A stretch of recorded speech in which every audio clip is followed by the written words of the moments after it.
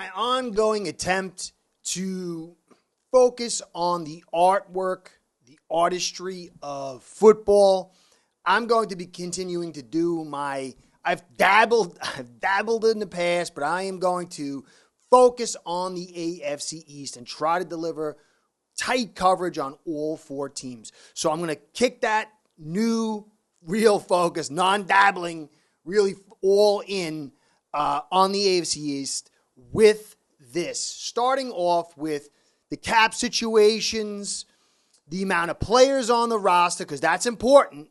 You know, how much cap space you have and how many signed players going into the season.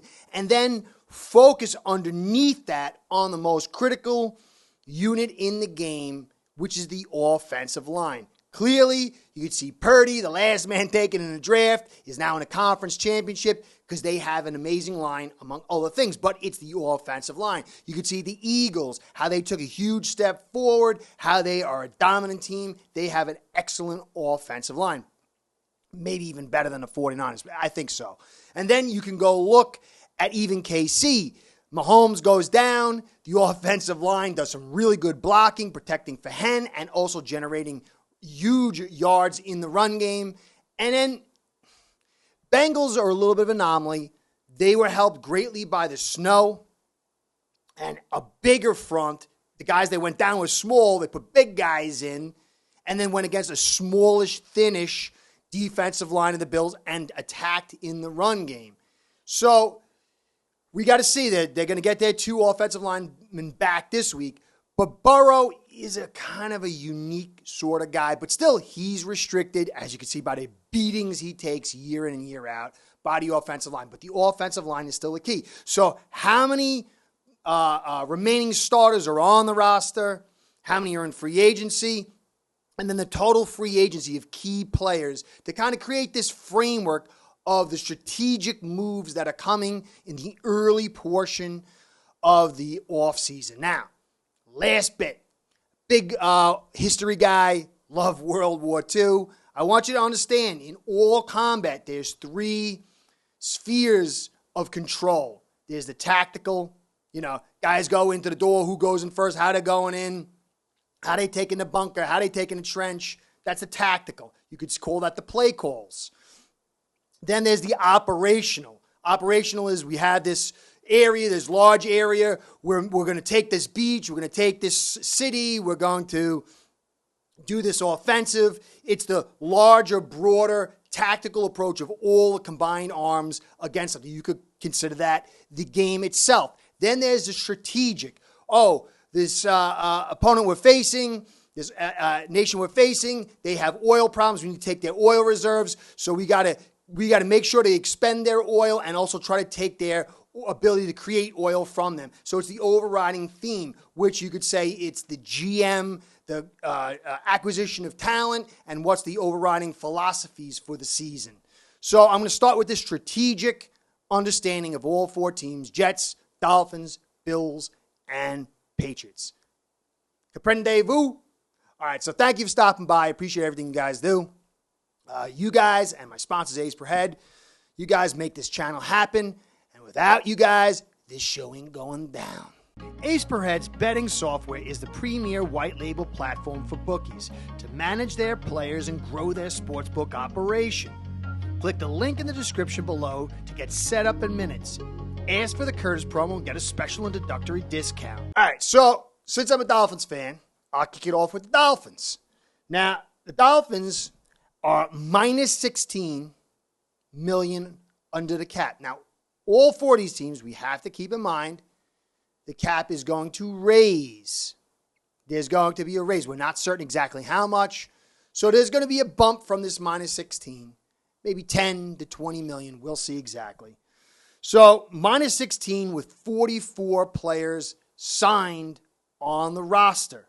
So we're fourth least in cap space, barring all the moves and all that stuff that's going to happen. You got to keep that in account. And then we're third in least players signed. Okay? So our O-line free agency is little, which is actually addition by subtraction. Shell, I'd like to keep him. And I still think at guard is where he's at. To me, I sign him, move him to guard, and he will beat anybody we currently have on the roster at guard. I mean, left guard, not right guard, left guard. And then we got Dieter, who's moving out. And we could have traded him in the offseason for something. Now we end up with Bupkis, which doesn't make any sense because he wasn't even a factor at all in the season. We could have signed anybody to replace him and still got some assets. So it made no sense to me. But such is as is. Now, our big free agents are Gesicki, Needham, Andrew Van Ginkel, and Jeff Wilson. I don't know if Jeff Wilson might come back and probably cheap. They'll probably wait it out and see how it plays out. Andrew Van Ginkel is going to be expensive. We're tight in the cap space, even if you add the bump, because we're going to need a lot of extra players. We're going to need to put money aside for next year because if we sign to a long-term contract, or Wilkins, he needs a long-term contract, we're going to have to kind of hold some of that cash in. We'll likely restructure some guys, but that will push more money in the future. So there's a big formula here we can't really fully analyze and come to a conclusion on. But we're not in a great spot in the cap. We're not going to be big players in the free agency. We've already spent most of our money. So Andrew Van Ginkel is probably going to get 10 plus million, I'd say, in free agency. So he's likely gone. Gesicki's definitely gone, which is another guy who we could have got something for. We get Bupkis. I don't know. Whatever. He had made some plays, but I don't know. Needham is a guy, though, I think we might bring back. Now, he was a Boyer find, and I think he's got ties to Boyer. So he might have a little less ties to the Dolphins. I think he might get some offers. I don't know if he's going to get equal offers as the Dolphins will give him because they know him. But we'll see. Maybe the Dolphins don't offer. I don't know. We'll see how it plays out. I do think Byron Jones will be cut. So he might be a short-term stopgap, a reasonable kind of guy to keep. But now on the O-line, we, however you look at it, are the second best or third best situationally as far as taking players from, having continuity from 2022 to 2023. I say second or third because you got Eichenberg and Jackson who've played in your system. And I guess from Greer's standpoint, this is good. We'd be second because we basically have 5 starters coming back.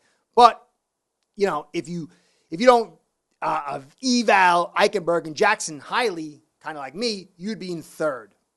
So we have Armstead, who's really good, man. I love my man, but the injury thing it's a little concerning. Eichenberg, I think he's terrible. It would be amazing if he could step up. I mean, for the kid's sake, but he was so bad, so bad. Connor Williams, who I like at center, I still don't see him moving at guard. Power issues. When you move to guard, you have to deal with a lot more power. And so if you have a little bit of a weakness when it comes to power, then it gets accentuated at guard where you could be hidden at center. I still think he needs to stay at center. And then Hunt, who's going to get paid. He's going to get paid very soon. This would be his 4th season. And this is his 4th season. So he's going into a contract year. And he's going to be very expensive the next year. That's a guy we're going to have to pay. But we need to keep him at right guard. He's a guy we finally found in the draft. He needs to stay. And then you got Jackson. 4th years, we haven't seen anything from him. Maybe, maybe not. So you got your 5 starters, quote unquote, from last year. So there is at least continuity. But you got Jones underneath. But Jones is a guy who plays better than Eichenberg, but he was dumped to the side to get Eichenberg in there for whatever reason. Maybe he doesn't fit the zone stretch, what McDaniel wants to do.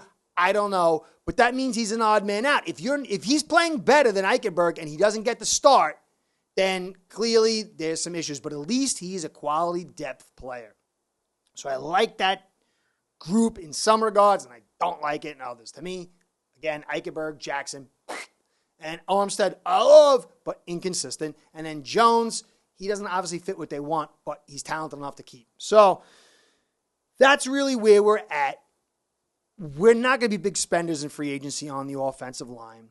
Chris Grier said that Eichenberg and Jackson are part of the plans for the future, that they're going to compete.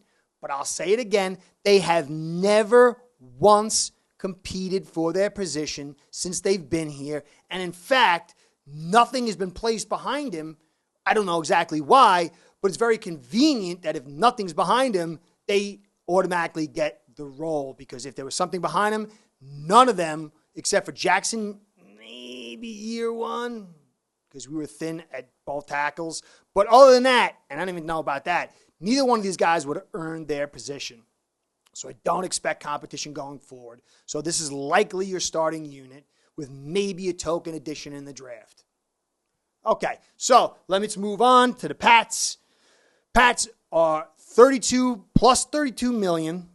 They have 59 guys on the roster, which puts them at first with most money to spend and first with most players on the roster. Now, O-line free agents, they've got Wynn, Cajuste, Cannon, and then all the free agents, they got McCourty, Jonathan Jones, and Jacoby Myers. Now, Wynn, he's gone. They could have given the fifth-year option. Maybe he comes back really cheap, but he's always injured. I don't really like him at tackle. He's real small. Maybe that could work if you're really healthy and you got a great technique. He's got a pretty good technique, but not great, and he gets injured all the time, so he's probably gone. Cajuste, he's been in and out. I don't expect him to be back. Cannon's a guy they've been bringing in and out. I expect him to not be back except for cheap. Now, McCourty, they're going to have to bring back. He's a leader. He's an old guy, though, so maybe they do, trying to find a cheap value for him. Jonathan Jones is a fast guy, corner they developed, and he played man a lot of times on Hill, and he's an important piece, but are they going to pay? They're not going to break the bank for him.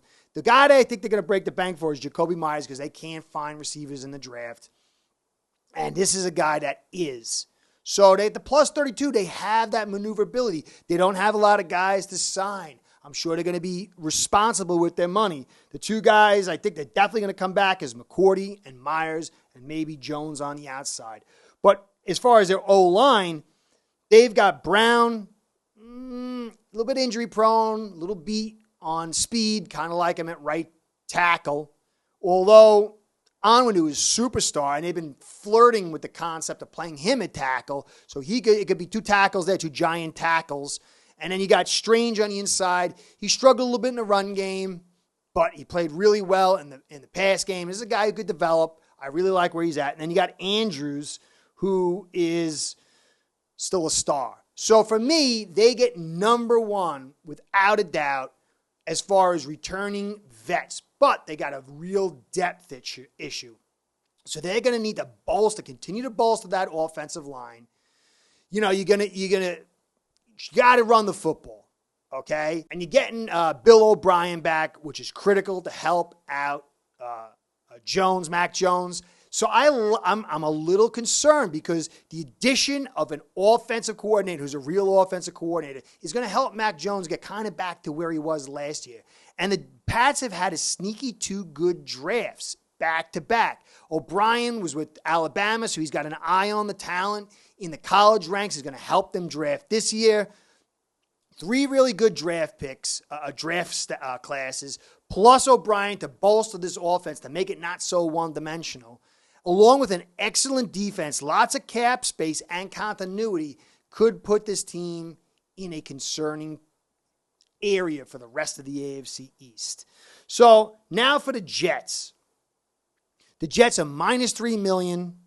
They've got 52 guys on the roster, which puts them at third least cap space, but second most in carrying over the 2022 roster, 2023 roster. So they got a little bit of space, but they have not a lot of guys they need to sign. They got the draft class and maybe restructure a couple of guys to get some key free agents, as you'll see. Now, their O-line free agents, Connor McGovern's got to be signed.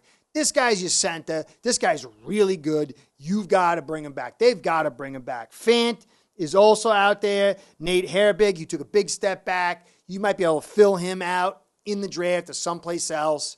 Definitely McGovern and maybe Fant later on in a cheap free agency to fill some spots, because you got Verituk, who could play guard and tackle. Becton, you don't know. The guy's been injured all the time, but supposedly he's dropping lots of weight. He knows there's a contract. His football career is on the line. And so he's a tackle. So we'll see what happens. If he can stay healthy, it's a huge flow to be able to spread out the wealth on this offensive line. You got Tomlinson, who had a very, very poor season. I don't know what happened there. He took a big, I guess not playing next to Trent Williams does alter things a little bit. And then you got Brown, who he's 36, 37 now, or 38. I don't know how old the guy is. He played really well, even on one shoulder, but he's on a team. Can you trust in him? Yeah, but I believe you got to get a guy back. And then you got Mitchell, the rookie, who you drafted. He played, maybe he develops. These guys, offensive linemen, take some time. So I put them third or second, depending on how you feel about the Dolphins' offensive line with Eichenberg and Jackson starting. Now, the Jets, I think everyone in the AFC should be highly concerned. If they can find a couple of extra linemen, they can maybe bring, because they got, aside from that, they got Shelton, who they got to bring maybe back. Shelton Rankins. He's a free agent. I think they might want to bring back, but maybe not. I don't think of the money. He might go. I hope you guys bring Flacco back. White's gone. So you got Wilson. I think they're all in somehow on a top quarterback. But if they get that top quarterback, and they have another draft class, they're doing such a good job with their drafts. This is a dangerous, dangerous team for them. They could flip the ends of the AFC. So, like I said, I had the second and third. Becton is the big, big changer. How Becton plays, if he can stay healthy, could really alter the course of this team, especially this offensive line, which I believe alters the course of teams. Anyway, so it's kind of like if and or. You know what I mean? So that's the Jets. Now the Bills. Bills are at minus $8 million with 39 guys on the roster. They have the third least in cap space, fourth most to sign as far as players. Their free agents on offensive line are Saffold, Quisenberry, Butker, and then Van Rotten. I don't see any of these guys as essential to return, but you'll see in a little bit there's a lot of space they need to fill on this offensive line. Now, for them, they have major concerns because they got Poyer, Edmonds, Singletary, and Dane Jackson to sign.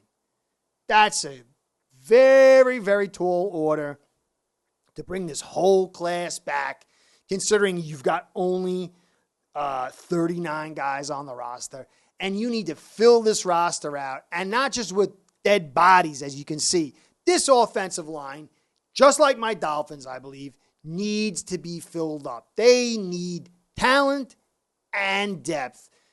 I believe that whatever happens in the offseason here as far as the staff, you've got to move to some semblance of pass balanced with a run attack. And that means offensive line. You could put Barry Sanders back there and you're going to do well with no offensive line, but he's unbelievable and he's one of the best backs to take advantage of poor offensive lines or to make hay with poor offensive lines. 99.9% of backs are only as good as their offensive lines. Offensive line is going to be key. And with Singletary on the move, I like Cook, but you need a bigger back, a back that can actually do something in the red zone. This fun ball, scat back stuff, it didn't prove out. Now, maybe it would if you ran the ball in the snow. I don't know. But clearly, they've got so many so many spots to fill, and a lot of key players to sign. Very little money. They're going to get the boost, as I said, in the cap advance, and they're going to be able to, alter guys' contracts to free up money. But the piper's going to have to get paid at a certain time. Now, all you got left is Brown, the rookie, who kind of, do you believe he's going to take that step forward in year 3? I believe you run the football. It will definitely help. You got Dawkins and Bates, who my man Tommy at Mafia Sports Report says he's going to play center. But that's it. There's really no quality depth behind them, and that's all the starters. This needs to be the primary focus. But then you're going to lose Edmonds. And if you lose Edmonds, it's going to make it hard to run that nickel all day because then you got to get a linebacker or a hybrid safety in there to fill that spot. And then you got Poyer you're not sure about. And then Dane Jackson. There's a lot. I mean, Bean is going to have to be, he's always good, but this year he's going to have his A-plus game. It's going to be very, very interesting. I don't believe Josh Allen sucks. I believe if you run the football, just like with Tua, if Tua gets to run the football, they run football in front of him, just like Allen, these guys won't have the level of inconsistency they have. But we'll see. So that's the framework going into this offseason. To me, all these teams really need to finalize their offensive line first. All of them have question marks, whether it's depth or positions, or in some cases, depth and positions. And then there's, the teams that need the most offensive lines, the Dolphins and the Bills, and yet they have the least space available. And in the Dolphins' case, and the Bills, they have the third and fourth most players to sign. Now, on the other side, you've got Patriots with lots of money and few players to sign, additions of the offensive coordinator, and then some key pieces on that offensive line to fill out a tackle spot, most notably, unless you get Onwenu who's sliding out. But they need the depth. But they're pretty good at finding guys late in the draft. I like their situation the best. Jets, they got to get a veteran quarterback. They have to. Forget about Wilson. This is their time. They cannot wait for this guy and miss the boat. But if they get him, they have a little money to use. They're going to have to find some ways to create money and then bolster this offensive line more deeply while signing McGovern. So very, very interesting offseason. AFC East is going to be tight, and it's going to be fierce next year. And who knows who can take the lead. Anything's possible. This is Curtis saying thanks for staying at the end. Catch you next time. Be well. Start building your own online sports book today by getting signed up with aceperhead.com service that'll allow you to book action on sports from all around the world.